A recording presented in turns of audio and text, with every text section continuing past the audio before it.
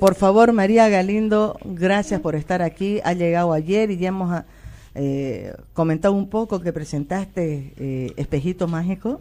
Así es. Y que hoy a las 2 va a haber una conferencia sobre este tema, que sobre eso quiero que entremos directamente en materia, María, porque hice escuchar ahorita una grabación de tantas que hay de los políticos. Esta es de un diputado cruceño, Felipe Dorado, que decía que la Fiscalía debería investigar la vida íntima, ya yo le he puesto, ¿no?, para resumirla, de Gabriela Zapata, para ver si es cierto todo lo que dice ella de las parejas que tuvo, si eso fue durante su relación con el presidente, porque si fuera verdad, el presidente va a quedar muy mal parado. Bueno, mira, primero saludarte a ti, Maggie, encantada y muy honrada de estar en tu programa, saludar a la ciudad de Santa Cruz, que bueno, estamos aquí por el encuentro del feminismo Kunumi, que es un feminismo que está surgiendo desde las compañeras más jóvenes cruceñas, desde la necesidad de cuestionar esta estructura social terrateniente, casi feudal, que genera un gran excedente económico, pero que no logra definitivamente construir otras formas de espacios para las mujeres. Yo creo que es esta estructura social que ratifica de manera muy muy fuerte la condición de las mujeres como un objeto sexual de servidumbre, ¿no? Entonces, en ese sentido, el feminismo Kunumi es un feminismo muy importante para nosotras. Y creo que para el país entero, porque yo te digo, nosotras estamos en muchos puntos del país y las compañeras que mayor dificultad tienen son las compañeras cruceñas.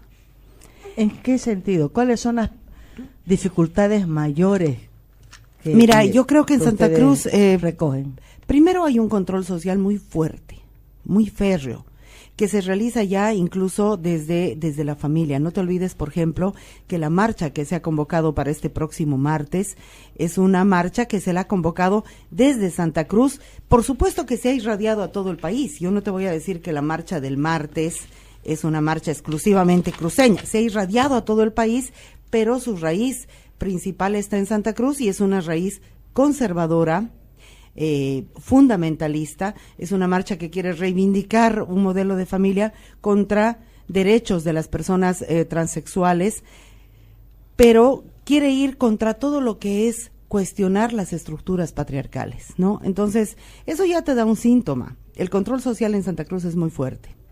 Por otro lado, hay mucha fuerza todavía acá en Santa Cruz de la Iglesia Católica, que es una fuerza que está muy resquebrajada en otros espacios del país. Es decir, en Santa Cruz, la Iglesia Católica logra trascender los ámbitos religiosos a la vida de las personas, logra meterse en el ámbito educativo, logra meterse en el ámbito político de una manera mucho más fuerte que en el resto del país. No por nada la Casa Cardenalicia se ha pasado aquí y la jerarquía más pesada de la Iglesia Católica se ha afincado en Santa Cruz. Creo que otro factor muy importante es el modo de producción. El modo de producción en Santa Cruz sigue siendo un modo de producción feudal terrateniente. Y ese modo de producción genera un excedente importante de dinero que invierte cientos de miles de ese excedente en la opresión de las mujeres. Primero, a partir de la cosificación. Es decir, las agencias publicitarias más importantes y más pesadas del país están de nuevo en Santa Cruz. Y esas agencias publicitarias insisten y persisten en el concepto de mujer objeto. Entonces, su materia prima para esa mujer objeto son las mujeres cruceñas, que se constituyen, digamos, en las modelos de esta publicidad. Esto también incide en que eso supuestamente fuera un modelo de éxito para las mujeres, ¿no? Ese es otro factor muy importante. Otro factor, digamos, muy fuerte es la tiranía estética, que es ya una derivación de esta cosificación y de este modelo feudal, una tiranía estética muy fuerte sobre las mujeres. Entonces todo esto hace que el feminismo Kunumi, ese feminismo plebeyo, ese feminismo de mujeres de abajo, exista porque hay una rebelión, pero tengan muy poca vocería pública, es decir, que ellas agarren un espacio de vocería pública es muy duro y muy difícil, cosa que no sucede, que la sociedad valide sus voces es algo muy duro y muy difícil, y eso no sucede así en otras partes del país donde diferentes sectores logran validar sus voces, ¿no? Entonces yo te diría que esos son factores muy duros y nosotras estamos muy conscientes de eso y vamos a enfrentar eso y todo lo que haga falta, ¿no? Ahora es verdad que el problema trasciende a Santa Cruz, ¿no? Por supuesto. Estoy acordándome ahorita del Miss Bolivia, la versión de este año se está haciendo en La Paz, pero algo que alguna vez ya lo has tocado, que también trasciende partidos políticos, ¿no? Es este contacto permanente, y ahí quiero que entremos en materia porque es lo que está pasando ahorita. Y yo decía, no es que yo crea que Gabriela Zapata es un angelito y que no tiene nada que ver. Lo que estoy convencida es que ella no es la mala de la película, no es la única y responsable de semejante quilombo que se ha armado, ¿no? Es cómo el uso, la explotación de la mujer como objeto simplemente trasciende a los partidos políticos, porque no importa si el gobierno es de Goni o es de Evo Morales, y la relación, y estoy hablando simplemente de una de muchas organizaciones, instituciones o personajes que puedan haber que viven de esto, es siempre muy buena entre ese poder político, ¿no?, de turno, el que fuera, y en este caso Promociones Gloria. Claro que sí, es como una institución, ¿no? Digamos, Promociones Gloria es una institución del patriarcado y es lo que Promociones Gloria fabrica es, digamos, fabrica un producto de consumo de la política patriarcal, ¿no? Que es la modelo, la Miss, que va a ser un factor de expresión de poder del macho del partido político, ¿no? Ahora, lo que sucede con Gabriela Zapata, yo creo que es un caso digno de análisis, de muy estudio. Importante. Nosotras justamente por eso tenemos la conferencia central de hoy en el encuentro sobre el caso Gabriela Zapata, ¿no? Yo creo que es decir, tiene muchas aristas este tema, tiene muchas aristas, pero a nosotras como feministas nos interesa la arista de ella desde el punto de vista de mujer, ¿no? María, para situar, ¿cuáles son todas esas aristas que ustedes ven? Y ya entramos en materia, ¿por qué énfasis en el tema de la arista de ella como mujer? Mira, por supuesto, una de las aristas más importantes es la cuestión del tráfico de influencias, si hubo o no hubo tráfico de influencias. Esa es una de las aristas más importantes para la sociedad boliviana, y ahí hay que decir una cosa de sentido común. Si la comisión parlamentaria no encontró ningún indicio, y aquí citando a Susana Rivero, ningún indicio de tráfico de influencias de parte del presidente ni de la jerarquía del Ejecutivo, entonces Gabriela Zapata debería estar libre en la calle. Punto. Por sentido común, por lógica. Pero Gabriela Zapata no puede estar libre y en la calle porque ¿cómo se explica su fortuna? ¿Cómo se explica la fortuna de una chica joven, sin profesión, que no es una herencia, que no es... Bueno, que no se explique. Entonces, como eso es inexplicable, eso solo se explica a partir de la relación de la relación y de algún nivel de tráfico de influencias. Entonces, esa es una de las aristas principales. Yo creo que, bueno, es una de las aristas que a la sociedad le interesa. Luego hay otra arista que es el uso que está haciendo la oposición de esto. Efectivamente hay un uso moralista, hay un uso, digamos, hay una especie de... Es útil para la oposición que este caso no se extinga, que este caso tenga mucha pantalla y como no tiene la oposición ningún discurso, ha convertido el caso Zapata en su único discurso y en su única obsesión. La otra arista es el tema de la prensa, el tema de los medios de comunicación. Es decir, a partir del caso Zapata se está dando una suerte de, pues, muchas formas de censura, mucho miedo dentro de los medios, ciertas formas de persecución, También los medios están siendo unos canales, porque ya que la oposición no es un canal que la sociedad legitima, ni tiene ninguna credibilidad. Si habla Doria Medina, yo no sé quién le cree. Si habla Felipe Dorado, yo no sé quién le cree. Si habla Rubén, es decir, la oposición no goza de credibilidad, pero los medios sí. Entonces, buena parte de información desde la oposición sobre el caso Zapata ha sido transmitida a través de los medios de comunicación, y ahí se ha dado todo un problema en torno de ley de imprenta, libertad de expresión, libertad de información, todo el caso de lo que yo llamo la persecución contra Amalia Pando, que definitivamente es una mujer que nosotras respetamos muchísimo, es una periodista con una credibilidad muy, muy alta en el país. Yo creo que no la han tocado justo por eso. Es decir, esta mujer está en manos del país, está en manos de la gente que la sintoniza. Es muy grave. Yo he ido y he visto las condiciones en las cuales ella está transmitiendo desde el campo ferial en el Alto. Muchas veces se corta su transmisión, o sea, no es ningún chiste. No es ningún chiste. Todos los días tiene que ir de La Paz. Además, hasta el Alto, cero esperanza de, digamos, publicidad, cero esperanza de lo que un periodista cualquiera tiene derecho. El periodismo es un trabajo, no es, o sea, ¿qué pensaron que es? Es un trabajo.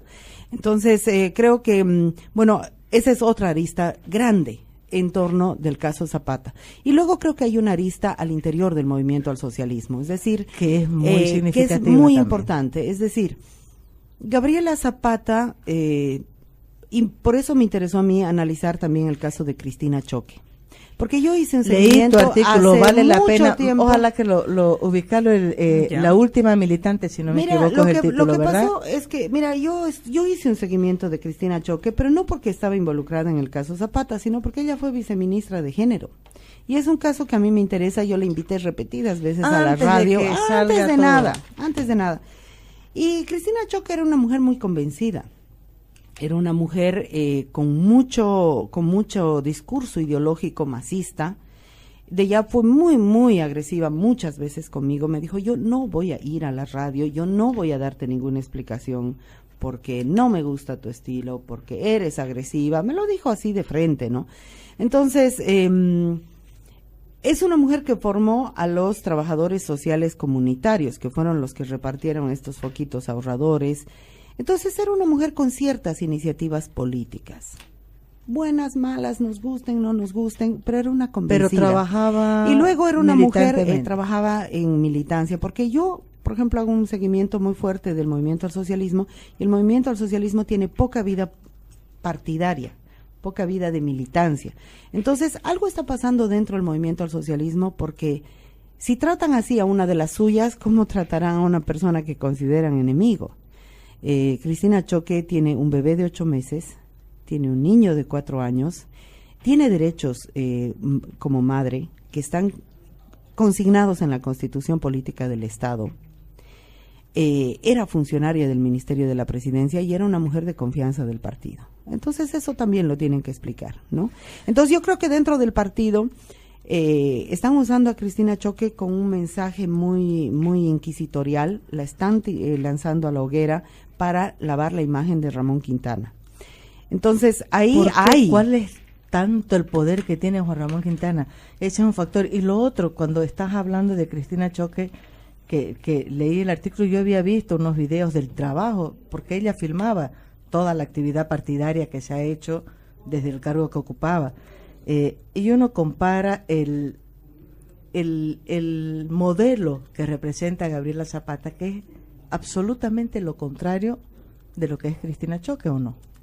Bueno, pero ellas eran amigas, ¿no? Ellas eran amigas, en realidad. Pero digo yo, ¿cómo será desde el partido ver que Gabriela tuvo tantas prerrogativas, vivía como vivía, ha sido favorecida? Bueno, Cristina Choque probablemente también ha sido favorecida porque, digamos, de ser una compañera que viene del campo popular, accedió a tener un trabajo. A mí me han dicho que ella mejoró muchísimo su condición económica, pero era una tipa de estas, mira, yo hago política, ¿no? No hago política partidaria. Yo sé, es tan duro organizar una concentración, organizar la logística de todo eso. Cristina era clave para hacer esas cosas. Era muy capaz de movilizar gente, de organizar logística, de organizar concentraciones, que es una práctica que el movimiento al socialismo la necesita muchísimo, porque es es un gobierno basado en esos mensajes, ¿no?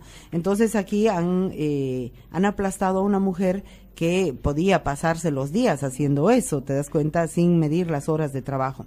Entonces, bueno, tiene todas esas aristas, pero a mí me interesa la arista de Gabriela Zapata como objeto sexual y la arista en torno de la maternidad y la paternidad, porque como feminista yo me lo tengo obligado. Si no, ¿qué clase de feminista boliviana soy? Si quiero hacer un paréntesis, porque no hay que quedar bien con el presidente, porque no hay que afectar no sé qué. Es decir, nosotras no podemos cerrar los ojos, hacernos a las locas, hacernos a las sordas. Nosotras tenemos que analizar lo que está pasando con Gabriela Zapata desde el punto de vista de la maternidad, de la paternidad y de la condición de objeto sexual. María Galindo, ¿qué está pasando con Gabriela Zapata? En la charla que vos vas a dar hoy, en la conferencia que vas a dar a las 2 de la tarde en los predios de la Normal Enrique Finoda, ahí en la San Martín, tercer anillo interno y externo. Ahí va a ser, ahí es el encuentro, ¿verdad? Ahí es. ¿Qué puedes compartir? Bueno, el primer elemento, digamos, conceptual desde el punto de vista feminista es la relación entre lo público y lo privado. Se nos plantea todo el tiempo el presidente, todo el gobierno, es la vida privada del presidente. Un ministro, un policía, un chofer tienen derecho a su vida privada. Tú y yo también. O sea, todos los seres humanos tenemos una vida privada. Ahora, el primer elemento, lo privado, ¿es político o no es político? Lo que nosotras como feministas siempre hemos dicho es que lo privado es político. Justamente el feminismo es la política en la vida privada, o es la política desde el atrevimiento del análisis de la vida privada. Entonces, no aceptamos que el presidente haga un discurso en su vida pública, supuestamente de derechos de las mujeres, y no se le exija en su vida privada la coherencia con ese discurso. Porque entonces, si no hay coherencia con ese discurso público en la vida privada, quiere decir que el discurso público se convierte en una pantalla. Si el presidente, por ejemplo, trabaja con una presidenta de la Cámara de Diputados, como es la compañera Gabriela Montaño, ¿cuánto la respeta? ¿Cómo la mira? ¿Cuánto respeta la palabra de Gabriela Montaño? Si en su vida privada el presidente devalúa, pisotea, denigra, humilla sus relaciones con las mujeres. Entonces, nosotras queremos analizar, la primera parte de la conferencia es analizar este asunto de lo público y lo privado desde una mirada feminista. Nosotras decimos, sí, lo privado es privado, pero lo privado es político. Y lo privado tiene relación con lo público. Por ejemplo, esa ha sido una gran lucha de las feministas. Tú sabes que la violencia machista contra las mujeres siempre encontraba la barrera, no, ese es un asunto privado. Hoy es un delito de orden público, la violencia machista contra las mujeres. ¿Por qué es un delito de orden público? Es un delito de orden público porque hemos abierto el mundo privado a un análisis político. Con lo cual, señor presidente, su vida privada y todo lo que hace usted en su cama tiene un carácter político. Y lo vamos a analizar desde ese punto de vista. Primera cosa. Segunda cosa, nosotras consideramos que el caso Gabriela Zapata es digno de análisis porque no es un caso aislado. No es un caso en singular. No hay una Gabriela Zapata. Hay decenas de Gabrielas Zapatas. Hay decenas de Gabrielas Zapatas en el Parlamento, en el aparato del Ejecutivo, en las gobernaciones, está bien, incluso en los movimientos sociales. Es decir, hay un modelo de relacionamiento con las mujeres que se está multiplicando, que se está reproduciendo en otras instancias de mando. Es decir, el presidente está mandando un mensaje a sus correligionarios de formas de relacionamiento con las mujeres. Yo en este momento estoy investigando un caso de violación de una secretaria en ADEP Coca, de La Paz. Tengo testimonios de parlamentarios indígenas de base que me han contado en el estudio de homofobia que yo estoy haciendo en el Parlamento boliviano. Yo estoy haciendo un estudio de homofobia que ya he terminado la fase de entrevistas, que tú pagas tu cargo como secretaria con sexo, ¿no? Entonces, digamos, las mujeres reducidas a objeto sexual es una cosa que está aconteciendo dentro del poder político. Ahora, eso tú dirás, muchas compañeras tienen la respuesta más sencilla de decir, no, pero ellas se las buscan, si tú te cuidas. No, esto nos irradia absolutamente a todas, nos irradia absolutamente a todas. O sea, yo creo que desde Gabriela Zapata, ese modelo de servidumbre sexual estalla, por ejemplo, contra una Gabriela Montaño, que está queriendo hacer política desde la ideología, que está queriendo hacer política desde el pensamiento. Ella no está queriendo hacer política desde encamarse con alguien en el movimiento al socialismo, pero estalla contra ella. Entonces, a mí me indigna mucho y creo que hay que analizar la reacción de las mujeres del partido sobre el caso Zapata. No hay, ese ¿no? Socapamiento, no, es que hay una reacción fanática de socapamiento del presidente Evo Morales al precio que sea. Creo que es un segundo elemento muy importante de analizar por qué esa, digamos, la lealtad con el presidente pasa por socaparle a él la forma de humillación, de pisoteo, de etcétera, etcétera, de las mujeres como objeto sexual. Porque ahí hay figuras importantes. Está Marianela Paco, la ministra de Transparencia, Leni Valdivia. Estoy hablando de las como las mujeres voceras principales. Exactamente. Pero que tú han vas, salido. mira, tú vas donde las mujeres indígenas originarias campesinas reaccionan con una beligerancia muy fuerte. Alguna te dice quién no ha tenido su chola, y son mujeres cholas. Chola es sinónimo de amante, ¿no? ¿Cuántas cholas tendrá el Samuel Doria Medina? Entonces yo quiero hablar sobre este socapamiento de las mujeres del partido al jefe del partido a costa de sí mismas, porque no es a costa de Gabriela Zapata, por si acaso. Lo que si a ella le sucede algo, eso nos rebota Afecta a nosotras. Entonces, ese es otro elemento. Luego, el tercer elemento que me interesa muchísimo, digamos, en el caso Gabriela Zapata, es toda esta, digamos, este lugar tan brutal de las mujeres en la relación con el presidente a través de la cama. Yo te decía que hay muchas Gabriela Zapatas. Yo he recibido testimonios muy fiables de que el presidente ha recibido mujeres como regalo, de que el presidente digamos, de que el presidente recibe una especie de provisión sexual regional, local, y que esa provisión sexual regional, local, es a cambio de prebendas, a cambio de contratos, a cambio de favores, a cambio de... Es decir, las mujeres somos una moneda de cambio. No somos parte del proceso de cambio, por si acaso. Ahí está. Somos una moneda más que un juego de cambio, palabras, ¿no? Somos una moneda de cambio. Yo sé que en alguna localidad al presidente, alguna familia ha ido y le ha dicho, ahí está mi hija, ¿no? Y el presidente ha usufructuado de eso. Y me parece que es bastante grave, ¿no? Ese es un modelo además monárquico, ¿no? Ese es un modelo monárquico. El presidente ahí tenía que pensar que ese es un acto político. El presidente ha pensado, esto no es un acto político. Venir a inaugurar la escuela es el acto político. Disponer de esta adolescente que me la regaló por esta noche sus padres no es un acto político. Lo que yo quiero decirle al presidente es que inaugurar la escuela es un acto político y disponer de la adolescente es un acto político también. Y además es un delito. Entonces,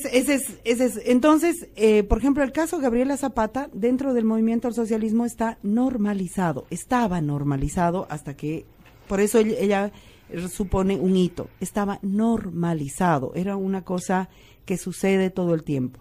y que no solamente es en torno de la figura del presidente, sino de que hay muchos Evos Morales también, muchos reyes chiquitos dentro de los movimientos sociales, dentro de las gobernaciones, dentro de las jefaturas de bancada, dentro del mínimo espacio de poder. Tenemos el caso de Marín Sandoval en La Paz, presidente de la Asamblea Legislativa. Marín Sandoval tenía a su secretaria era su pareja sexual, o porque Marín Sandoval le había dado el cargo a cambio de que sea su pareja sexual, o porque Marín Sandoval había puesto a su pareja sexual como secretaria, ¿no? Aparte de su secretaria, con quien tuvo el acto de violencia público, él tenía una compañera en Caranavi, con hijos, contra quien había cometido abandono de las guaguas y además actos de violencia machista. Que es un capítulo que ya es aparte, ¿no? Es decir, era un capítulo anterior a su condición de presidente de la Asamblea Legislativa. ¿Qué ha hecho la justicia indígena originaria con Marín Sandoval? Lo han llamado a Caranavi, lo han chicoteado y lo han perdonado, ¿no? Entonces, y lo han lavado, digamos, le han lavado la cara. Lo han limpiado. Lo han legitimado en ese manejo. Marín Sandoval estaba haciendo con esa mujer lo mismo que está haciendo Evo Morales. Estaba reproduciendo un modelo de poder. Estaba reproduciendo, y no digo que no es responsable, lo que quieras, pero estaba reproduciendo, es algo que se está reproduciendo a muchas escalas. Por eso es que no hay también un nivel de censura, una fuerza en la censura hacia lo que hace el presidente. No, pero no hay una censura hacia lo que hace el presidente, pero tampoco tiene el presidente la capacidad de contener. A Marín Sandoval no se lo ha podido expulsar del MAS. O sea, a Gabriela Zapata se le ha podido perseguir los abogados y dejar en la indefensión total, y a Marín Sandoval no se lo ha podido expulsar del movimiento al socialismo ni de la Asamblea Legislativa departamental. Él quiere retomar su cargo y cualquier día de estos lo va a lograr. ¿No? Porque su suplente ya renunció, todo es matonaje. Entonces estamos frente a una estructura de poder donde este manejo de las mujeres no es algo periférico, no es algo anecdótico, no es algo tangencial, sino que es parte de esa exhibición viril de machismo y de esa condición de las mujeres como moneda de cambio que nos reduce a una servidumbre sexual. Entonces las interlocutoras, por ejemplo, en la Asamblea Legislativa de Marín Sandoval, las interlocutoras concejalas, ¿qué son? Son pantalla, porque además tampoco han tenido la fuerza de expulsar a Marín Sandoval y algunas no han tenido ni la voluntad, algunas creen que no hay que hacerlo. Entonces estamos frente a la depauperación de la voz de las mujeres y de la dignidad de las mujeres dentro de la política boliviana. Y esto es algo muy, muy grave. Y no es solo no es solo que hablen, por ejemplo, Marianela Paco, digamos, que va y habla y defiende esta situación, pero vemos a Gabriela Montaño totalmente ausente durante todo el proceso y solamente ella ha hecho una declaración ahora cuando supuestamente todo es culpa y montaje de la oposición, digamos, ¿no? Entonces, el silencio también es parte de permitir que este machismo continúe, creo, ¿no? Porque ella me parece que no está de acuerdo y no hace ningún comentario al respecto durante todo el caso Zapata, solo ahora ha hecho un comentario. Mira, te diré que yo sí le he visto en La Paz muy proactiva a Gabriela Montaño, muy proactiva, incluso más proactiva que el propio presidente del Senado, lamentablemente. Sí, yo creo que muy Gabriela proactiva en Montaño ha salido más que Gringo González. Ha salido muchísimo a defender al presidente, ¿no? Luego está ya el tema de Gabriela Zapata, ¿no? O sea, Gabriela Zapata, hay que hacer una reconstrucción de su historia. Yo la invitaba a Gabriela Zapata en mi última columna. Le decía, tienes que escribir tu historia, cómprate un cuaderno y cómprate una puntabola porque esto es muy perturbante, ¿no? Es muy grave. Estamos hablando de una mujer muy joven que entra al partido. Personalmente, nosotras tenemos un análisis muy interesante sobre lo que es el amor romántico, sobre lo que es la idealización del príncipe azul, lo que es la idealización del héroe, cómo deseas ser la mujer del héroe. Y yo me imagino a una Gabriela Zapata con 18 años, con ese imaginario, frente a un Evo Morales triunfante. Entonces, ahí empieza la relación entre Gabriela Zapata y Evo Morales. Él es el héroe, él es el príncipe azul, él es el salvador de la patria, y ella es la joven que quiere, que lo desea, que lo adora, que lo idealiza, etcétera. Empieza la relación entre ellos, pero Gabriela Zapata rápidamente o qué sé yo, en un determinado momento se da cuenta que ella no es la princesa, sino que ella es una de tantas. Entonces Gabriela Zapata, estudiante de Derecho, abandona la carrera porque ya sabe que el conocimiento, que los libros no van a ser su instrumento ni le van a servir para nada y no quiere perder el tiempo y empieza a hacer de sí misma, es decir, se asume como objeto sexual, ella se asume a sí misma como objeto sexual, ya no es que es la mirada del otro sobre ella, sino también ella se asume como objeto sexual y empieza esa transformación y esa obsesión física, ¿no? La transformación a través de cirugías, el blanqueamiento de sí misma, porque el modelo de objeto sexual es la Barbie blanca, rubia, flaquita.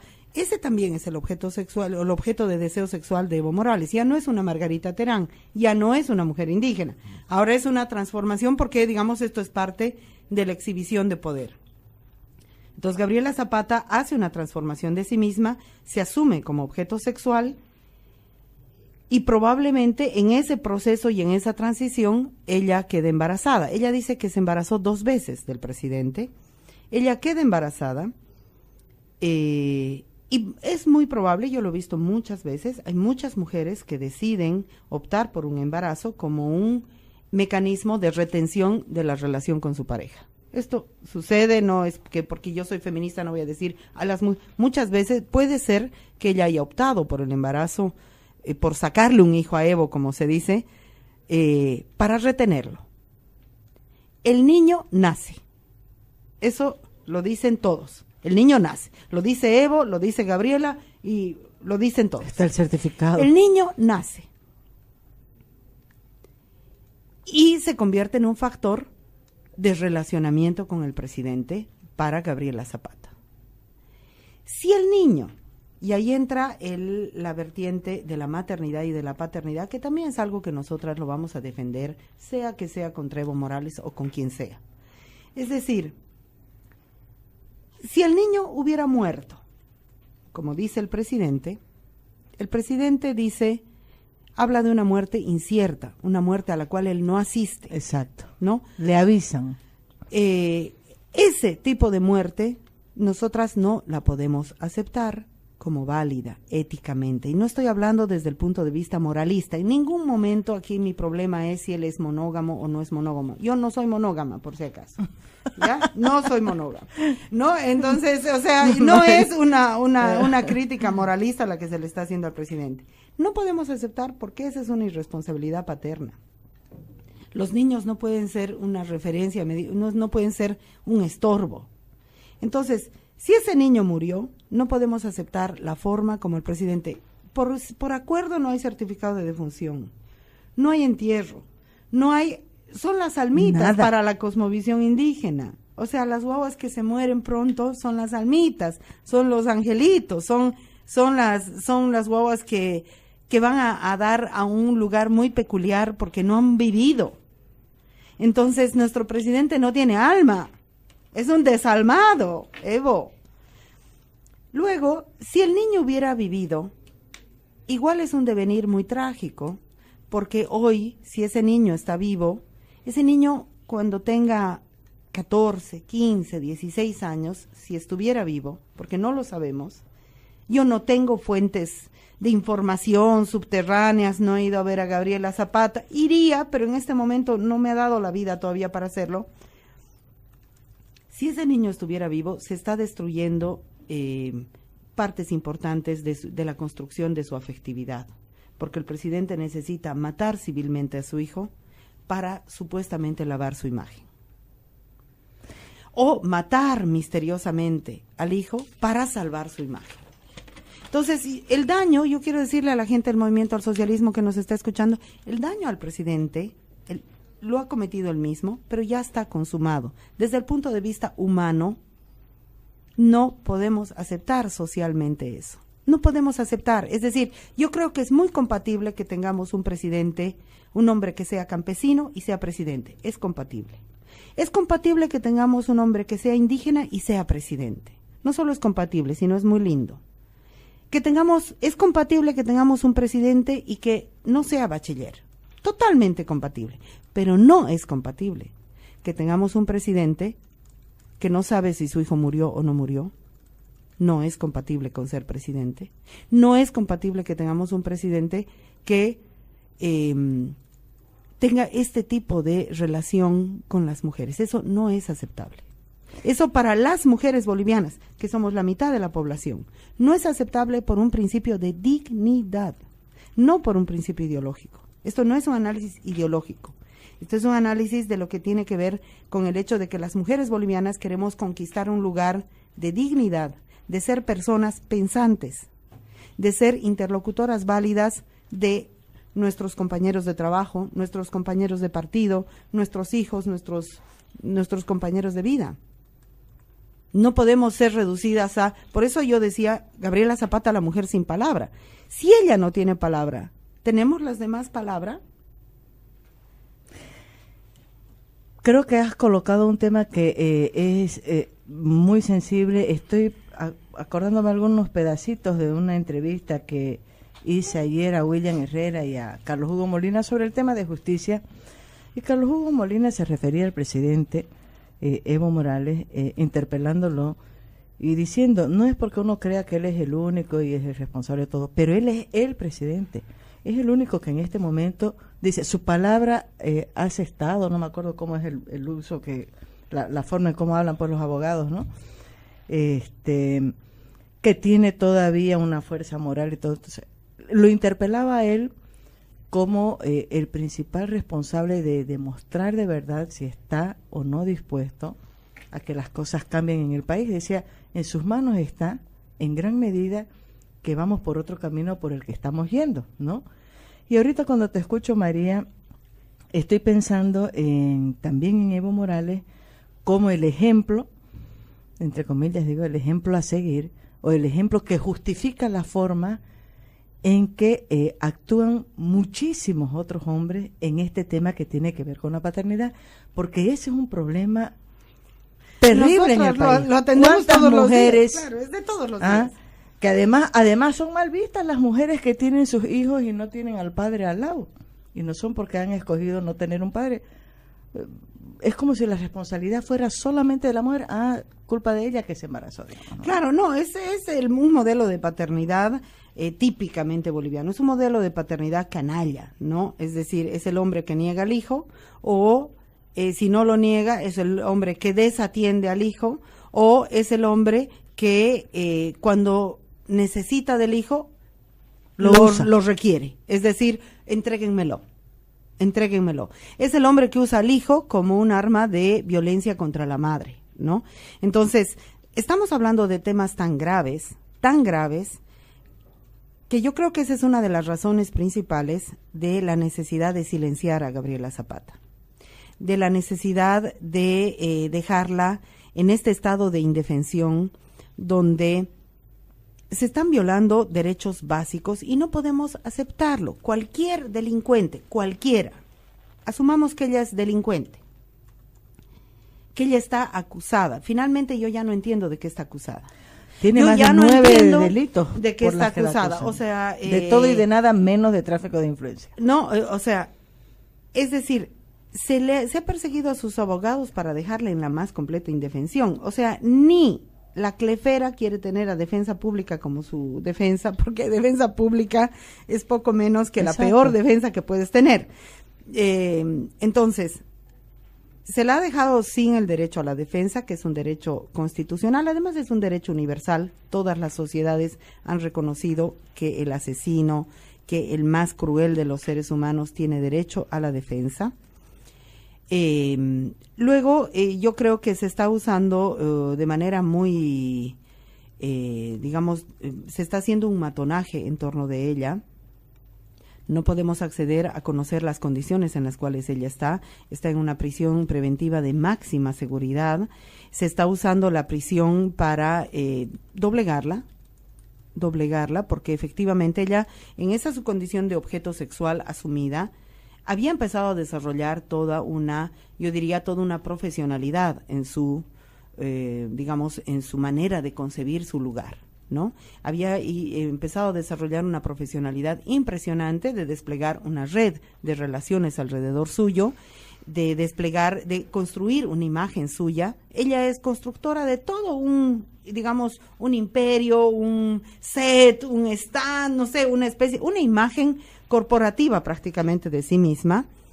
Ella estaba desplegando una serie de habilidades importantes y muy interesantes en torno de su condición de objeto sexual, ¿no? Que me parece que también es digno de análisis, digamos. Creo que en eso, en Gabriela Zapata, ha habido mucha destreza, ¿no? ¿Quién engañaba a quién? Es decir, ella estaba en su condición de objeto sexual, pero vamos a ver quién engañaba a quién. Ella se estaba asegurando su futuro por 3 generaciones, ¿no es cierto?, a través del usufructo de esa relación y de accesos, teléfonos, y probablemente su condición de objeto sexual la había desplegado ya en todo un circuito de relaciones, ¿no? Yo personalmente soy una defensora de la prostitución.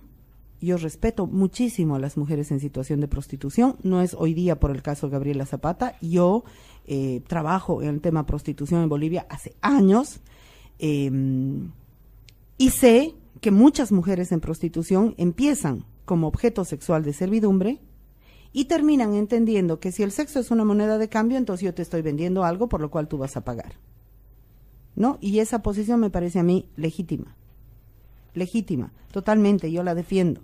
Entonces Gabriela Zapata pasa de ser un objeto sexual a constituirse en una mujer en prostitución al interior del gobierno.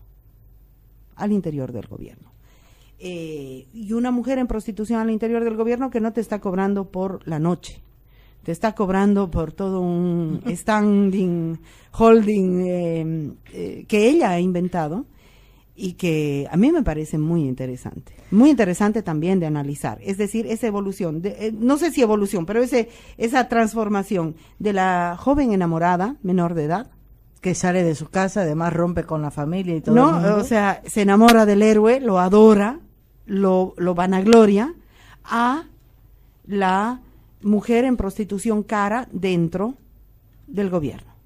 Ahora, María, algo que no me canso de preguntar, ¿cómo es posible que esté pasando todo lo que está pasando y no pasa nada? Vos has puesto en la memoria nuevamente algo y digo, parece que nos acostumbramos a que así nomás es. ¿Cómo es posible que aceptemos que está esta mujer sin defensa y además incomunicada? El último dato que tengo yo es que está enloquecida, porque además la van a hacer decir lo que les dé la gana de decir, porque no tiene ahorita absolutamente a nadie con quien vincularse. La están chantajeando incluso con la niña esta, que era su hija, niña con la que vive, que ahorita no se sabe en manos de quién está, dice que es un familiar, no sé, ¿no? ¿Cómo es posible que eso pase? Bueno, el caso de Eduardo León también es un caso que uno puede acompañar y decir, más allá de que si yo creo o no creo en lo que él dice, le están violando absolutamente todos los derechos elementales que debe tener cualquier persona, vos mismo lo has dicho, hasta un delincuente, para asumir una defensa. Y no pasa nada. Mira, yo no sé, porque aquí la verdad es que hay que comprobar todo. Estamos en una situación muy, muy grave. Yo no he intentado ir a hablar con Gabriela Zapata, así que no te puedo decir. Probablemente intentaría hacerlo. Así que yo no puedo decir si ella está incomunicada o no con la prensa, ¿no? O sea, necesitaría realmente verificarlo muchas veces, porque conozco muy bien la dinámica de la cárcel de Miraflores y sobre todo de la cárcel de Obrajes, los días de visita, entonces no sé si se la puede visitar o no. Lo que sí me sorprende muchísimo de Gabriela Zapata es que cuando ella aparece a declarar, la última declaración se la ha tomado en la cárcel, y eso me ha sorprendido mucho, porque ella no quiere perder su encanto. Ella sabe que para ella es fundamental su imagen pública. Es algo que es impresionante. A mí es decir, la autopreparación, profesional, o sea, yo no me veo así ni el día en que tengo que estar mejor arreglada, digamos, ¿no? Es decir, no soy capaz de hacerme esa producción. Entonces, esta compañera se hace una producción profesional. Puede ser que alguna presa sea muy buena peinadora, muy buena maquilladora, o ella sea impresionante. Se supone que en la cárcel de Miraflores no puedes tener más que una muda de ropa. Ella aparece a la última moda, muy bien peinada, muy bien maquillada y muy altiva. Esto me parece un factor muy interesante a mí, porque me parece que ella tiene el derecho de eso, que ella está lanzando un mensaje con eso. Me pareció muy interesante cuando lanzó las fotos, me olvidé decir. Eso para mí no es una anécdota. Cuando Gabriela Zapata lanzó las fotos, ya estaba diciendo, este era mi papel dentro del gobierno. No necesitaba pie de foto, nada. Eso no necesitaba pie de foto. Estaba diciendo, esto vendía y esto me pagaban. Esto me pagaba, ¿no? Y es lo que yo le llamo el poder de ese lugar. O sea, Gabriela Zapata convierte un lugar totalmente subalterno en un lugar de mucho poder, porque accede a la intimidad de una porque serie las cosas que sabrá Gabriela Zapata, ¿no? Claro, las cosas que le habrán murmurado en la oreja, ¿no? O sea, las cosas que le habrán murmurado en la oreja. Entonces, Gabriela Zapata se produce muchísimo para sus declaraciones. Yo creo que ella puede cambiar su versión muchísimas veces. No creo en ninguna de sus versiones, porque Gabriela Zapata tiene un subtexto que está manejando, ¿no? Que no es que ella lo está manejando, pero hay un subtexto que es el que hay que leer. A mí no me interesan tanto que ahora echa la culpa a ella está defendiendo su vida, ella está defendiendo su patrimonio y ella está defendiendo su maternidad en relación a 1, a 2 o a 3 hijos. Yo ya no sé cuántos. Hay una niña que está ahí y hay 2 hijos volando que no se sabe si son, no son y de quién son. En la última si declaración dijo que tenía un niño de 2 extranjero. años y que está en el extranjero, de 2 años. ¿No? Entonces,